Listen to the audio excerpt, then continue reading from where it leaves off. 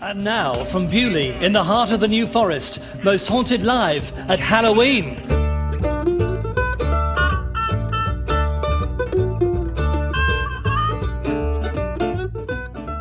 Hello everybody, and welcome to another edition of Ear Read This, a podcast providing critical introductions to our favourite works of literature. I'm Ash, your host, and today I'll be talking about The White Company by Arthur Conan Doyle. First serialised in Cornhill magazine in 1891, The White Company was published in book form later that year. Despite having a low profile today, this historical adventure novel was a great success for Conan Doyle, remaining popular and widely read up until the Second World War. Set during the reign of Edward III, The White Company tells the story of Alain Hendrickson, who after turning 20 years old, leaves the Abbey of Bewley, where he has been raised, to seek his fortunes in the wider world. He becomes squire to a knight, Sir Nigel Loring, and has adventures fighting pirates before joining up with the Company of the Title to serve in the European conflict, later known as the 100 Years' War. I'm hoping today's show will provide something of a companion piece to our last episode on Robert Louis Stevenson's The Black Arrow. Once again, we are discussing a lesser-known historical work by a famous Edinburgh-connected author. Once again, that author is working from material we have previously looked at through the lens of Shakespeare, and once again, the work was an initial success, but is lesser read and talked about nowadays. Which is an injustice, according to critics like Michael Derder, who praise the novel's bounce and sweetness, adding that in these pages everything is spring-like, full of the sap and exuberance of youth. The author's own estimation of the novel was also quite high. Upon finishing The White Company, Conan Doyle proclaimed aloud, "Well, I'll never beat that." Today we'll discuss the novel's critical past and present, Conan Doyle's ambitions as a writer of historical fiction, and what else he has in common with Robert Louis Stevenson. Joining me to discuss The White Company is Andrew Lycett, journalist and biographer of many authors, including Rudyard Kipling, Wilkie Collins, Dylan Thomas, and Ian Fleming. Andrew has written 2 books on Conan Doyle, a celebrated biography in 2007, and a book on the author's travels called Conan Doyle's Wide World, published just last year. Tune in again next time to hear an extended interview with Andrew as we discuss those 2 books and plenty more besides. I began our conversation by asking Andrew where in the wide world Conan Doyle was when he began writing The White Company. Well, Conan Doyle was coming to the end of his time in Southsea, where he was acting as a general practitioner, basically. He had entertained this idea since his university days that he was going to be a writer. And when he came to Southsea in 1882, he started writing stories. He started writing stories that he felt would get into magazines. They were tended to be about aspects of the uncanny. They drew quite a bit on his Scottish heritage, to be honest, that sort of sense of there's something else out there.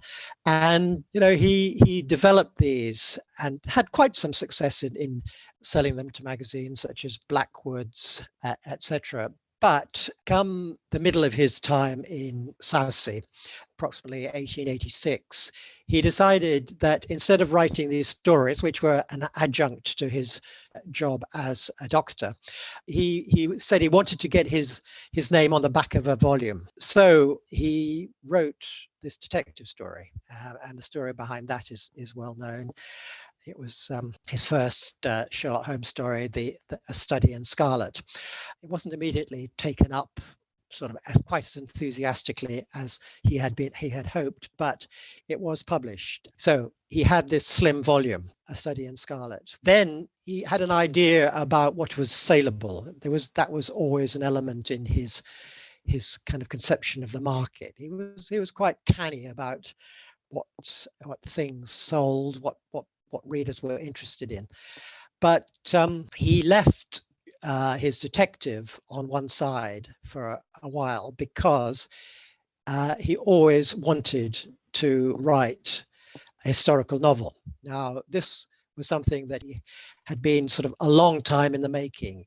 It stemmed from the enthusiasm that his mother, Mary Doyle, had given him for historical material, historical novels, and particularly for the Middle Ages. She inculcated in him a respect for the chivalric values of the Middle Ages. And this was something that Conan Doyle was writing about in letters to his mother, even when he was at school. He had this sort of sense of the importance of chivalry, and he developed his sense of it as something within history. He read widely. He read about the Middle Ages, and that was the way that he came to develop the idea of the White Company. Like the Black Arrow, the White Company tells the story of a young man's journey to becoming a knight. Alain leaves Beaulieu on the same day as Hordle John is expelled for unseemly behaviour. As the abbot says, we have cast off our foulest weed and choicest blossom in the space of 12 hours. But Hordle John and Alain are destined to cross paths, the rough and uncouth John eventually becoming Alain's squire. To contrast Shakespeare's cast of royalty, earls and dukes in plays like Henry VI, Stevenson's Black Arrow gave us the Wars of the Roses from the perspective of characters outside of the nobility. Here, Conan Doyle gives us a similar on-the-ground view of the 100 Years' War. Aside from major characters like Hordle John and the veteran archer Samkin Aylward, we also get a sense of the wider populace, droves of incoherent Yorkshire dalesmen, and a memorable portrait of life in the Scottish army, where every man fills himself with girdle cakes and sits up all night to blow upon the toodle pipe. Although the status of noble characters like Sir Nigel is treated reverentially throughout the book, something that Alain's own happy promotion to Sockman and Knight supports, the White Company itself is a disparate and rowdy gang of mercenaries. Now, that was based on the historical White Company, a band of freebooters or mercenaries who operated on the continent during the 100 Years' War in the 14th century, originally associated with the historical figure Sir John Hawkwood. Conan Doyle adapted this concept of a group of mercenaries and sort of gave it a more fictional form, in that he had his characters join a sort of a band of mercenaries. So his main hero is somebody called Alan Edrickson, who was raised as a novice monk in the monastery, or it was an abbey at Beaulieu. Conan Doyle was, in the course of this, he was drawing on a lot of his sort of local knowledge. He was fascinated by what went on in Hampshire. He used to go down into the New Forest. And Alain, this chap who had been a novice monk, left the abbey at Beaulieu and had a series of picaresque adventures, which I actually think are some of the best things in the novel, because they kind of get the sort of character of life in England in that period. He then joins up with a local sort of member of the gentry, Sir Nigel Loring, who's has served in France in basically the 100 Years' War. And he is loosely attached to the White Company. So Alan Edrickson gets to go over to France and to participate in various adventures that sort of bring him close to the concept of what it was like to be this kind of mercenary in that period in the 14th century. Conan Doyle spent a lot more time on the White Company than he usually did for his books. This was partly due to the extensive research he undertook for the novel, but also because he was enjoying himself. When asked in 1921 by Herbert Ashley which book he had derived the most pleasure writing, Conan Doyle responded, "The White Company. I was young and full of the first joy of life and action, and I think I got some of it into my pages." Holmes fans might be surprised that Conan Doyle referred to The White Company as the most complete, satisfying and ambitious thing I have ever done. Was he at all hurt by the disproportionate response to the book? Well, he had this ambition from a long time, as I've said, to write a great historical novel. And A Study in Scarlet, his detective story, was just a kind of something that he did off the top of his head, if you like. And he had this desire to write something that, I mean, perhaps it was that he wanted to impress his mother, because she'd given him this enthusiasm for history and for the Middle Ages. And that was a sort of ambition, a feeling that he had throughout his career, that his real calling was in historical literature. And that was what he wanted to do. So that explains why, after doing 2 series of the Sherlock Holmes stories by 1893, he decided to kill off Sherlock Holmes, And that's a phenomenon that you hear of in connection with other authors who've kind of created what perhaps they think are sort of rather ephemeral heroes such as Sherlock Holmes. I mean, obviously, as far as Conan Doyle was concerned, it was Sherlock Holmes who was to be the longer lasting, and to have the most enthusiastic support and more enthusiastic following was going to be Sherlock Holmes. So just to sort of backtrack, Sherlock Holmes hadn't really come on the scene when Conan Doyle started thinking about the White Company. Well, he'd been thinking about the White Company for a while, but he actually started to think about it seriously in 1889, which was a couple of years after A Study in Scarlet. And basically, he hadn't really much intention of doing another Sherlock Holmes story at that time. Conan Doyle was on the whole irritated by the critical response to his novel. He wrote about the reviews of the book to his mother. They are none of them hostile, and yet I am disappointed. They treat it too much as a mere book of adventure, as if it were an ordinary boy's book, whereas I have striven to draw the exact types of character of the folk then living, and have spent much work and pains over it, which seems so far to be quite unappreciated by the critics. They do not realise how conscientious my work has been. According to Martin Booth, one critic enraged Conan Doyle by condemning his mentioning a carriage as having existed in 1367. In fact, it had existed. Conan Doyle had found the fact in his researches. As you would expect of a writer with a scientific mind like Conan Doyle's, his research was meticulous, as he had demonstrated already in earlier historical efforts. He's beginning to make a bit of a mark in London. He's published in 1889 another historical novel, Micah Clarke, which is a story about a character who gets involved in Monmouth's rebellion in the 17th century. Conan Doyle put a lot of work into the sort of getting the historical background for that right. It's an interesting book in that it demonstrates something of Conan Doyle's changing sort of religious alignment, because he'd been brought up a Roman Catholic, but he had begun to, while at university in Edinburgh, to put that on one side. And he was becoming, I suppose it must be said, more attached to the Protestant religion, because Micah Clarke is very much a novel which kind of promotes the tolerance that he believes is associated with a certain form of Protestantism, as opposed to somewhat oppressive nature of the Roman Catholicism that he was brought up with. On the basic level, Micah Clarke is a plea for religious toleration. The White Company's own plea is declared in its diverting inscription. "To the hope of the future," writes Conan Doyle, "the knitting together of the English-speaking races, this little chronicle of their common ancestry is inscribed."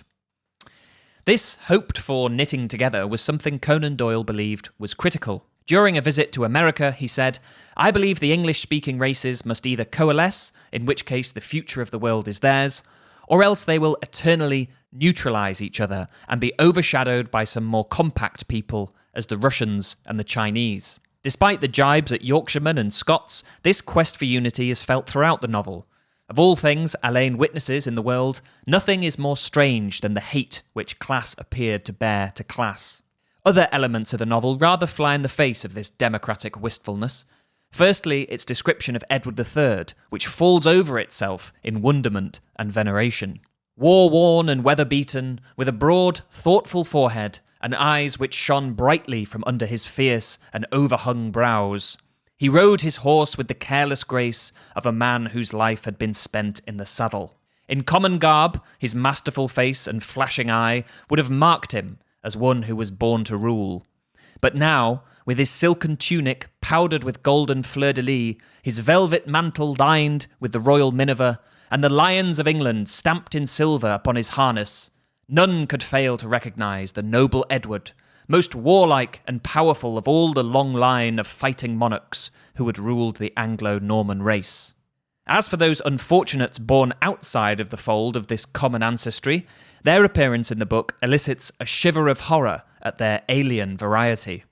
In one epic set piece, Alain and company are attacked by pirates, described as follows. In heavy clusters they hung about the forecastle, all ready for a spring, faces white, faces brown, faces yellow, and faces black.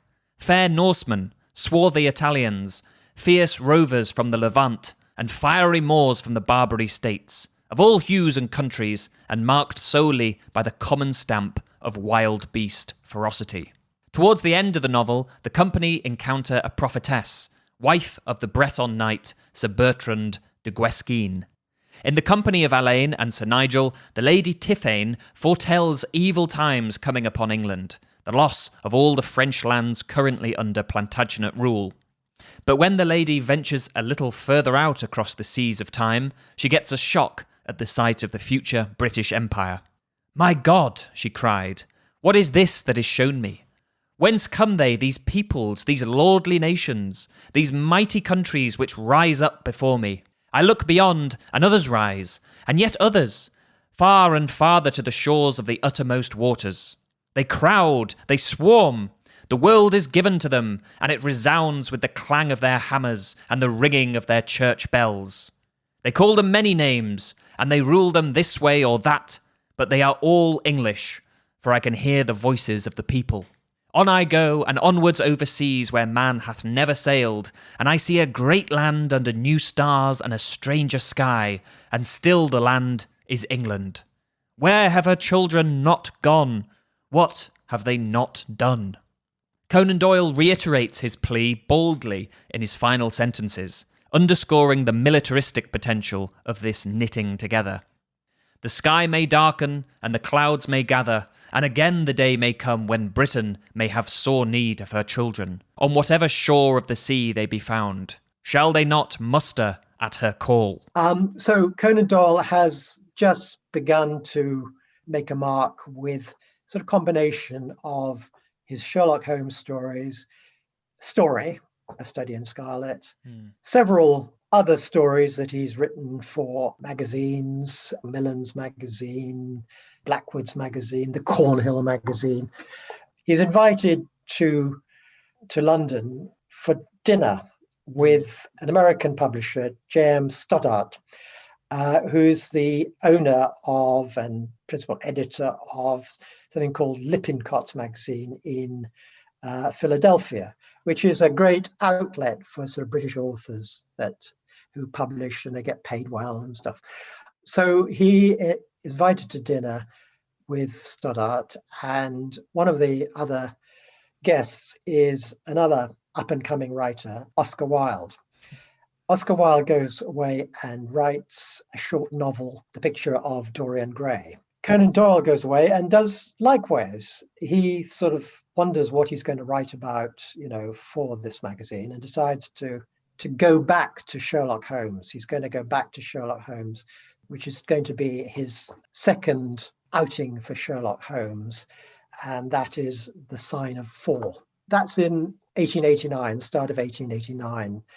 He had been thinking at that stage of writing this novel, which we referred to, The White Company, but he puts that on one side for a while he writes this short novel, The Sign of 4, and then he goes back to The White Company. He's decided that he's going to put a lot of research into it. He arranges to go on a sort of a short holiday with some friends to the New Forest, and he goes to a place called Emery Down on the edge of the New Forest, just beyond Lyndhurst. He takes with him books such as a biography by a now forgotten writer called William Warburton on Edward III. And he takes a sort of historical classic, Henry Hallam's Europe during the Middle Ages. And he concocts this extraordinary story about this young man who joins the White Company. During his adventures with the company, the young Alain comes across a variety of famous historical characters, the bulk of whom are glimpsed in cameos or throwaway references. The Black Prince is, of course, a critical player in the campaigns, and led the English at the Battle of Nájera, setting of the novel's climax. We've already seen his father, Edward III, and there are mentions of the king's other son, who regularly puts a face in during these podcasts, John of Gaunt. We hear reference to a little sleek, fat clerk called Chaucer, the poison of Wycliffe, and the king's open secret of a mistress, Alice Perrers. Sir Nigel Loring, a major character, about whom Conan Doyle would write a prequel in 1906, was himself a real knight. Although little is known about his life, he had dealings with the Black Prince, having fought with him at Poitiers, and was an original member of the Order of the Garter. Our main character, Alain, and the woman he loves, Maud, daughter of Sir Nigel, are fictional, but we hear that Alain goes on to serve in the courts of King Richard II and Henry IV. We probably come on to this, but one of the reasons that I got into writing about Conan Doyle was that I was lucky to find that the archive of the Conan Doyle family was put up for auction in 2004, when I was just beginning to think about writing a biography of Conan Doyle. And one of the items in this sale at Christie's was a great sort of series of notebooks about Conan Doyle's thinking when he was beginning to write The White Company. So you have books with wonderful drawings by Conan Doyle showing knights in their armor, and he's drawn them himself, and he's also annotated them. So you have knights with their epauliers, with their pick spurs and jupons. Often they're sort of vaguely French names, because a lot of the sort of background of this was continental. And Conan Doyle incorporates that in his novel, The White Company. It is a treasure trove of material if you want to know about how a knight operates in the Middle Ages at that particular moment. Getting the history right was of the utmost importance to Conan Doyle. He was proud to say that The White Company and its prequel, Sir Nigel, together formed an accurate picture of that great age, and as a single piece of work, they formed the most complete, satisfying, and ambitious thing I have ever done. According to another of Conan Doyle's biographers, Martin Booth, during his stay in the New Forest, the author immersed himself in the mood of the place, walking the sylvan lanes, visiting the Rufus Stone at the site of the murder of William Rufus, the 11th century King of England, and the ruined Cistercian Abbey at Beaulieu. This dedication to accuracy has led to complaints from the critics. Hugh Kingsmill, for instance, wrote that none of the persons in the White Company can stir a step without bumping into material out of Conan Doyle's notebooks. In 1892, Conan Doyle accepted that, as a rule, where historical novels fail is in the fact that there is too much history and too little novel. Something he had forgotten 14 years later when reading reviews of Sir Nigel, and once again riled by the critics, praising the novel as an adventure story and not as a work of serious historical fiction. How did The White Company do on publication? Well, he didn't actually struggle to get it published, but he had to rely on a friend, a writer called James Payne, to get it into a magazine. I think it was the Cornhill, get into the Cornhill magazine. And then he was able to get it published in book form.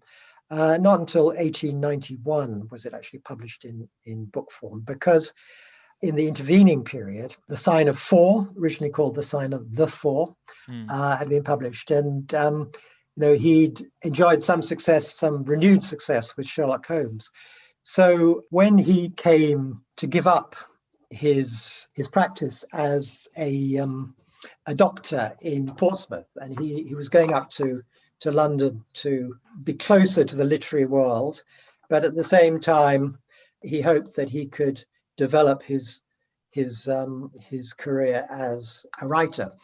So this was in 1891 that he left Portsmouth in December 1890, and he wanted to specialize as a doctor in ophthalmology.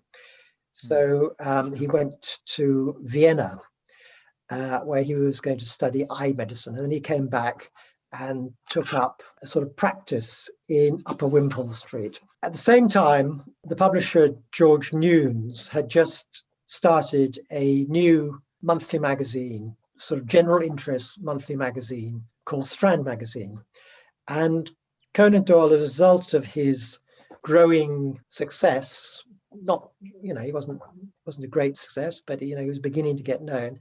He'd got himself an agent, one of the first kind of literary agents, a Scotsman called A.P. Watt. Watt sort of talked to Doyle, and they came up with the idea that he would write a series of stories about Sherlock Holmes for this new magazine, the Strand Magazine. So that's what happened. He started writing. I think the first of them was Scandal in Bohemia, which was published in 1891. And then he just kept on writing these stories. After that, I think it was A Case of Identity, Red-Headed League, etc. Conan Doyle was continuing to write Sherlock Holmes stories. And it wasn't actually, as I said, until 1891 that he managed to sort of get The White Company published. You asked about the sort of reaction to it. Well, by that time, Conan Doyle was enjoying significant success as the author of the Sherlock Holmes stories. And consequently, his efforts with the White Company sort of were slightly eclipsed. He'd started writing the Sherlock Holmes stories for Strand Magazine in April 1891.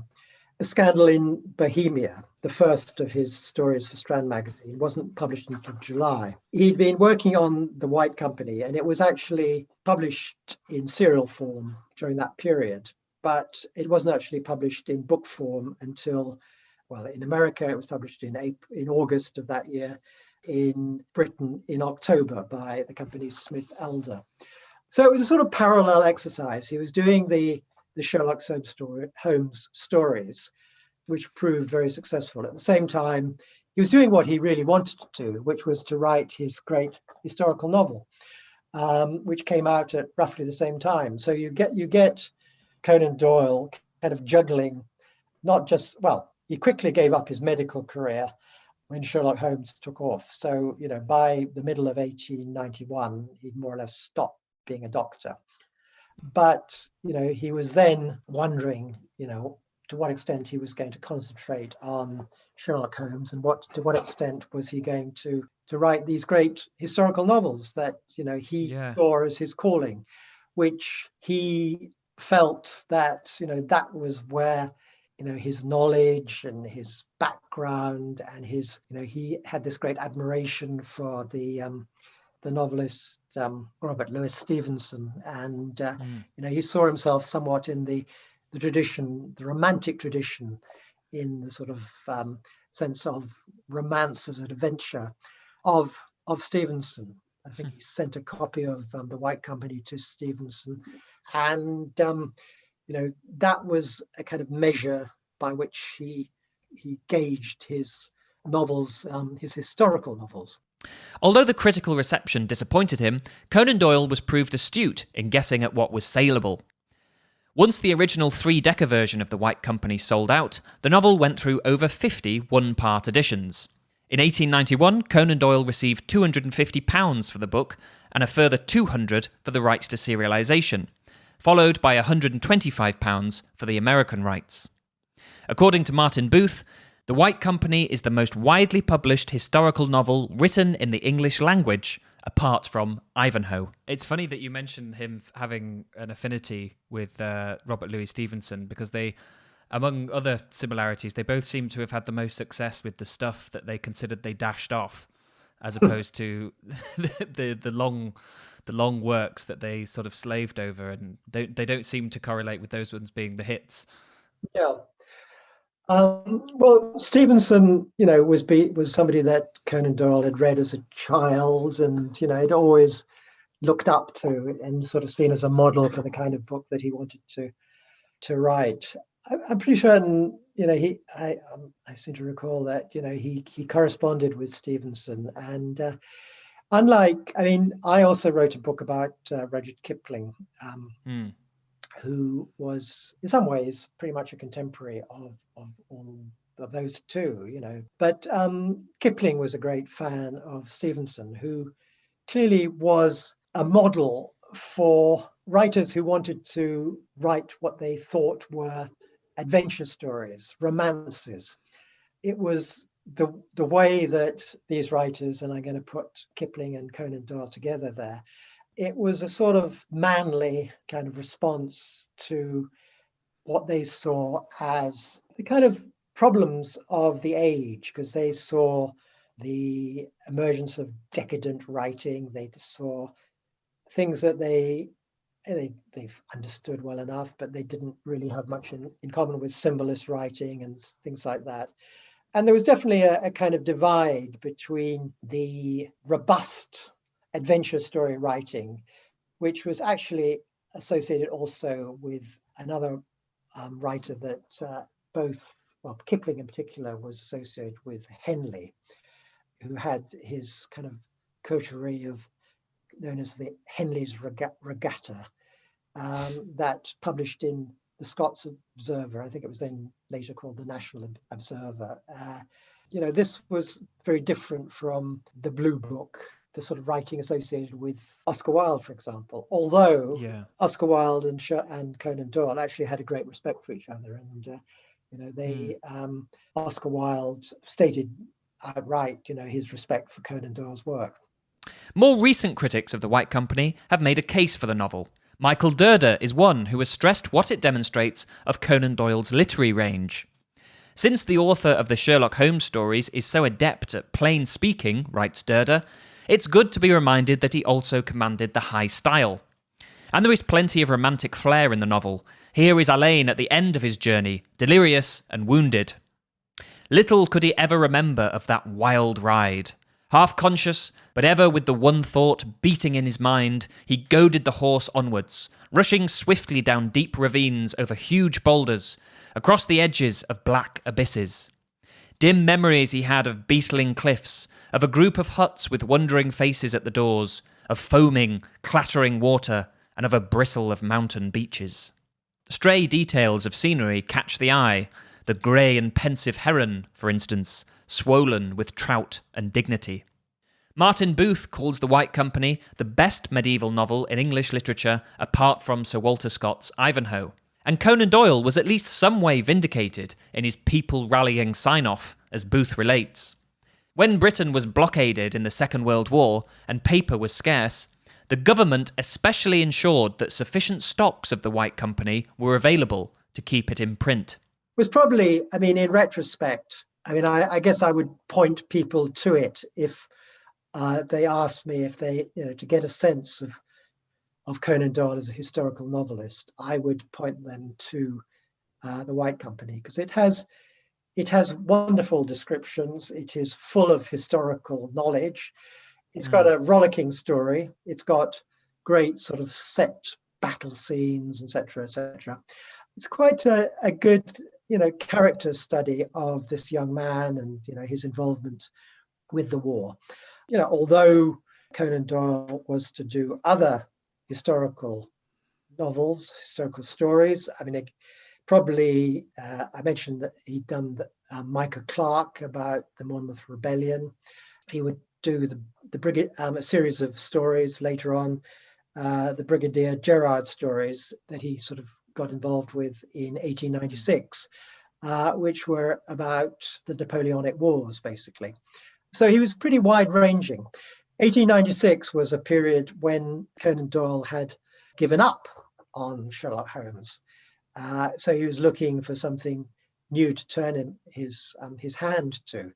So Mm. he went back to his historical novels. He wrote a big rambling historical novel called The Refugees. Then he did The Exploits of Brigadier Gerard, which came out in 1896.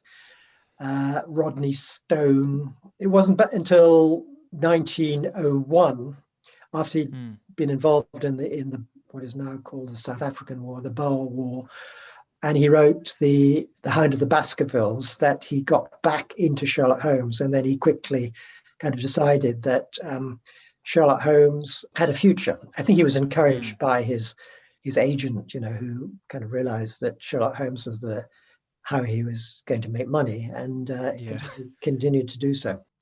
That's all for today, folks. A huge thank you to my special guest, Andrew Lycett. Remember to tune in again next time to hear more about Andrew's work, and you'll find links to his books in the episode description box below. Until then, happy reading.